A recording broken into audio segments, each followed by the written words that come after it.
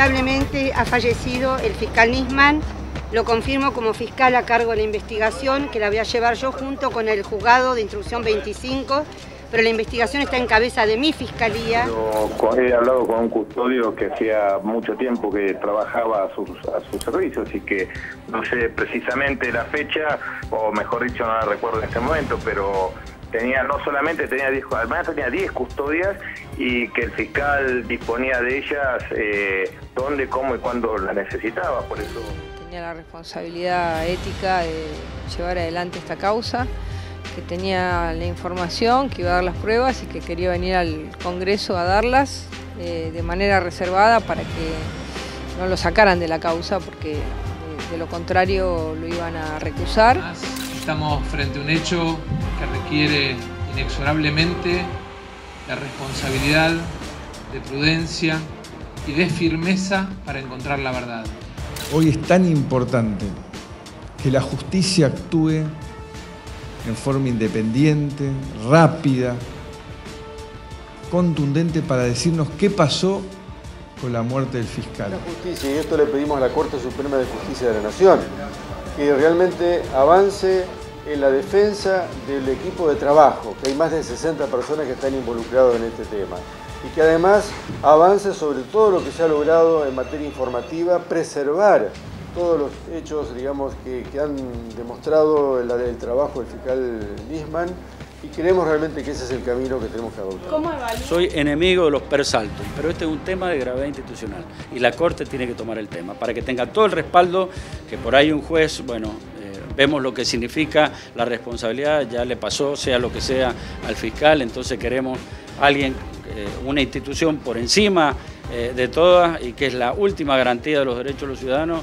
que es la Corte Suprema de la Nación. Es que en el fondo todas las fuerzas políticas nos hemos manifestado en el mismo sentido, que es el reclamo de defender las instituciones, de preservar el equipo de investigación, de garantizar el funcionamiento de la justicia de manera independiente.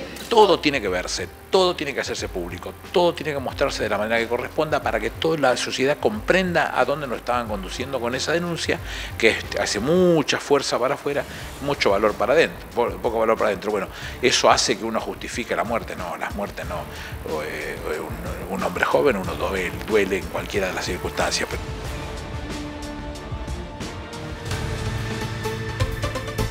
La presidenta de la Nación, Cristina Fernández de Kirchner, dio a conocer hace un ratito nada más una carta referida a la muerte del fiscal Nisman. Allí la tienen ustedes en pantalla. La titula AMIA, otra vez, tragedia, confusión, mentira e interrogantes. Comienza así la carta, escrita a las 20:34 por esta red de Facebook. La carta de la jefa de Estado indica lo siguiente: la muerte de una persona siempre causa dolor y pérdida entre sus seres queridos y consternación en el resto. El suicidio provoca además, en todos los casos, primero estupor y después interrogantes, y se pregunta qué fue lo que llevó a una persona a tomar la terrible decisión de quitarse la vida.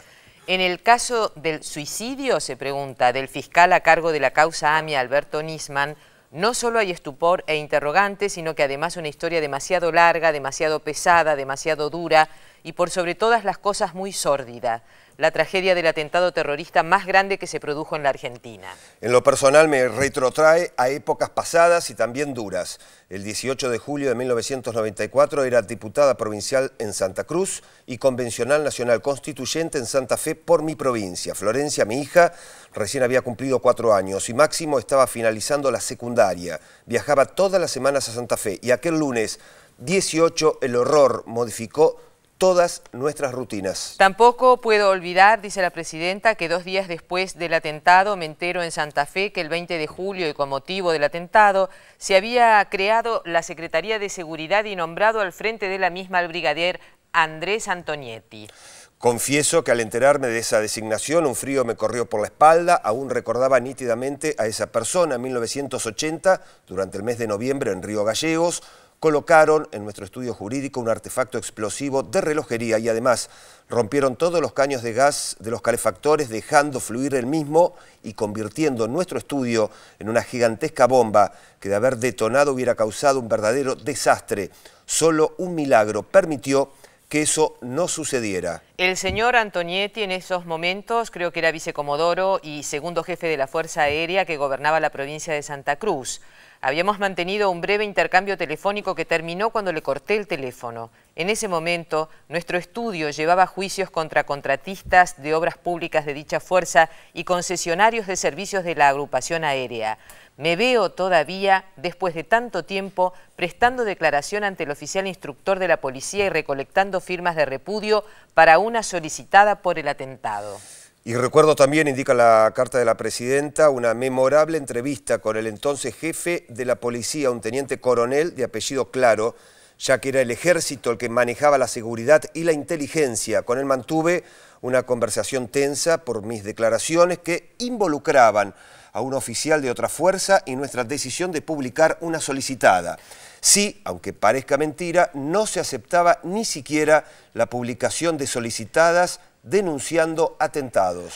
Lejos estaba de pensar en esa oportunidad, año 1980, que la explosión en la AMIA me devolvería al brigadier Antonietti 14 años después con el cargo de secretario de Seguridad de los Argentinos. Y más aún, lejos estaba de imaginar que en 1996 iba a formar parte como senadora nacional y luego como diputada de la Comisión Bicameral de Seguimiento de los Atentados de la Embajada y la AMIA. Mi participación, que se extendió hasta la finalización de la comisión en el año 2001, estuvo signada siempre por honrar la memoria, encontrar la verdad y que se haga justicia. En los primeros tiempos nos fuimos interiorizando de los hechos, de las circunstancias, de la tragedia, el testimonio de los familiares, de testigos, etc.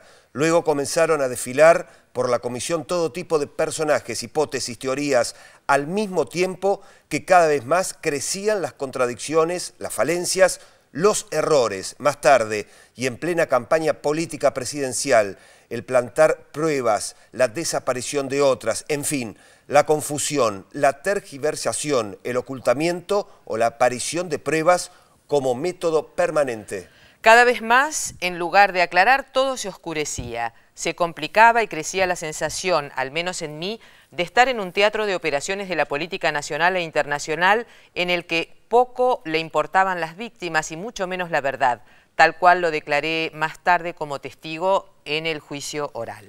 La tensión crecía y la discusión también, y mi percepción de estar frente a la fabricación de un juicio fue creciendo hasta transformarse en convicción. Ocurre entonces un hecho determinante, como fue la memorable reunión donde declaró el doctor Claudio Lifchitz, quien fuera secretario del juez Juan José Galeano, y diera cuenta de las graves irregularidades cometidas por el magistrado y varios de sus funcionarios. En esa declaración, que duró horas, fue como si de repente todas las piezas de un rompecabezas que no podía armar se unieran para llegar a una sola conclusión.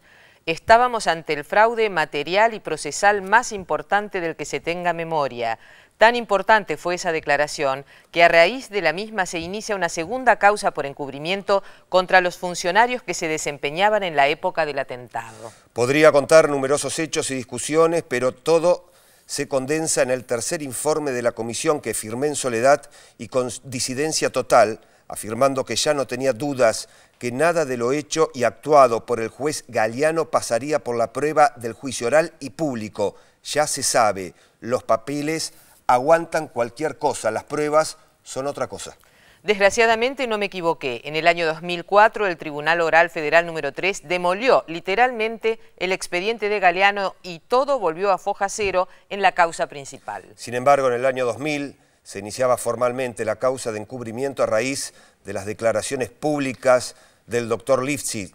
La causa estuvo paralizada durante años y el juez a cargo, Claudio Bonadío, fue apartado, recayendo la misma en el juzgado del doctor Lijo. Hoy, después de casi 15 años de iniciada la causa de encubrimiento y 2 excusaciones de magistrados, se presume que posiblemente, el entrecomillado no es casual, se inicia el juicio oral y público este año, y los imputados son Juan José Galeano, ex juez por los delitos de peculado por malversación de caudales públicos, coacción, falsedad ideológica de documento público, privación abusiva de la libertad, encubrimiento, violación de medios de prueba y prevaricato. Hugo Alfredo Anzorregui, ex secretario de Inteligencia por los delitos de peculado, encubrimiento, abuso de autoridad y también falsedad ideológica de documento público. Ramón Gabriel Mullen y José Carlos Barbacia, ex fiscales, por los delitos de privación abusiva de la libertad agravada y peculado y coacción. Carlos Alberto Tejeldín, reducidor de autos. Víctor Stinfale, abogado. Ana María Boragni, pareja de Tejeldín. Rubén Beraja, expresidente de la DAIA. Patricio Finen, exagente de la CIDE, por el delito de peculado. Carlos Saúl Menem, por los delitos de encubrimiento, falsedad ideológica, violación de medios de prueba y abuso de autoridad. José Alberto Elfino Palacios, ex policía federal, por los delitos de encubrimiento, abuso de autoridad y violación de medios de pruebas. Juan Carlos Anchésar, ex subsecretario de Inteligencia, por los delitos de encubrimiento, abuso de autoridad y falsedad ideológica. También Carlos Antonio Castañeda, ex Policía Federal Argentina, por los delitos de encubrimiento, abuso de autoridad, violación de medios de prueba y falsedad ideológica. Resta indagar a un grupo de secretarios de Galeano y al doctor Carlos Corach, quien fuera sobreseído por el juez Lijo, pero revocada dicha sentencia por la Cámara de Alzada. Curiosa y sugestivamente, cuando está a punto de iniciarse el juicio oral y público por encubrimiento largamente demandado por la sociedad en general y los familiares en especial, surge el intento de convertir al gobierno que más ha hecho por el esclarecimiento del atentado, no solo en apertura de archivos, relevos del impedimento para declarar por parte de agentes de inteligencia, asignación de recursos humanos y económicos, como nunca antes había contado la investigación. Reclamos, presentaciones y actuaciones en el orden internacional y ante la ONU sin precedentes que ningún otro presidente había hecho. Repito, curiosa y sugestivamente, se intenta convertir 21 años más tarde en encubridores por tratar de que se le pueda tomar declaración a los imputados iraníes mediante un tratado internacional aprobado por ley del Congreso. Me parece que es demasiado. No se puede violar la ley con la aprobación del Congreso. No se puede violar la ley cuando lo que se quiere es que declaren los imputados, sobre todo porque es la única manera de que la causa salga del estancamiento y retroceso de casi 21 años. ¿O acaso no se recuerda cuando, en cumplimiento de las alertas rojas logradas durante nuestro gobierno contra los iraníes acusados, fue detenido por Interpol en Londres el ex embajador iraní ante Argentina, Heidi Solimanpour, y la justicia inglesa lo liberó por falta de pruebas, debiendo pagar la Argentina $25.000 de indemnización? Podría mencionar las recientes declaraciones del ex director general de la Interpol, que intervino en toda la etapa de las alertas rojas u órdenes de detención, o del departamento legal, que opinó sobre el memorándum diciendo que era conveniente para el esclarecimiento del atentado. Pero creo que lo más importante es advertir que se intenta hacer con el juicio de encubrimiento lo que se hizo con el juicio principal 21 años atrás, o sea, desviar, mentir, tapar, confundir. Sin aquel juicio desaparecían los cassettes que probarían que la CIDE estaba al tanto de que se estaba preparando un atentado, y ahora aparecen cassettes de personajes públicamente simpatizantes de Irán a los que ni siquiera es necesario intervenir un teléfono para saber lo que hacen o lo que piensan. Basta con encender la radio y escucharlos, o mirar televisión y leer los diarios.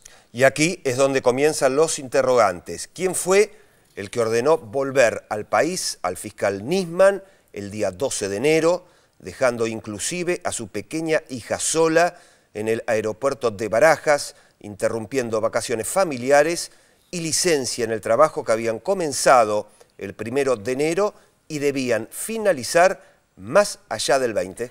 ¿Quién puede creer que alguien que tenía tan grave denuncia institucional contra la presidenta, su canciller, que profesa la fe judía, o contra el secretario general de una organización juvenil que cuando ocurrió el atentado estaba en 5º año del secundario, se fue de vacaciones y de repente las interrumpe y en plena feria judicial, sin avisarle al juez de la causa, presenta una denuncia de 350 fojas que evidentemente debía tener preparadas con anterioridad? ¿O será que alguien se las dio cuando volvió, que por una de esas raras casualidades es al día siguiente de la marcha en Francia por los actos terroristas en París? ¿Es casualidad también que ese mismo día 12, que el fiscal regresa imprevistamente al país, el diario Clarín pone entre comillas, más de 4 millones de pie contra el terror en Francia? Más preguntas. ¿Es casualidad que al día siguiente, martes 13, y casi secuencialmente el mismo diario titule en su tapa: Timerman recibió orden de no asistir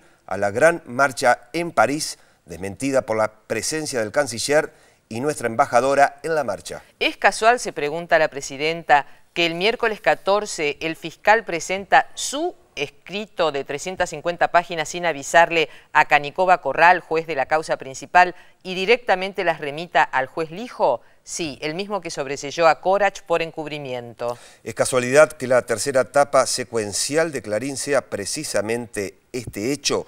¿Cómo pueden decir que el fiscal volvió porque temía que la procuradora lo removiera de su cargo si el propio Nisman admitió nada más ni nada menos que en TN, el cable del monopolio y feroz detractor de la procuración, que la doctora Gils Carbó lo llamó para ofrecerle más protección y sí necesitaba más custodia? Como decía al principio, interrogantes que el Poder Judicial debe investigar, como también el hecho de que sea un empleado de la Fiscalía el que suministra el día sábado el arma calibre 22 que le provoca la muerte.